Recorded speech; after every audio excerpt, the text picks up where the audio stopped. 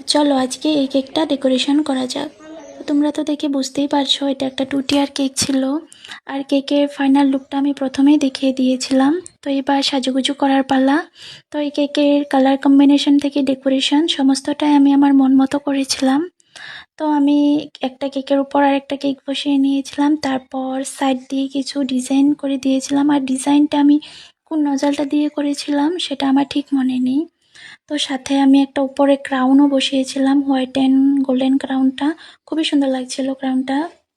সাথে কিছু golden silver Fox বল লাগিয়েছিলাম, সাথে কিছু ফ্লাওয়ার্সও লাগিয়েছিলাম ছোট ছোট। তারপর কিছু বাটারফ্লাই লাগিয়েছিলাম যাতে কেকটা দেখতে একটু বেশি সুন্দর লাগে। আর কেকের মধ্যে যেন একটু শাইনি লুক আনা যায় তার জন্য আমি গোল্ডেন ডাস্ট লাগিয়েছিলাম। দেন কিছু pink, red and white heart sprinkle দিয়েছিলাম। সাথে কিছু সিলভার অ্যান্ড গোল্ডেন স্প্রিঙ্কেলও ছিল।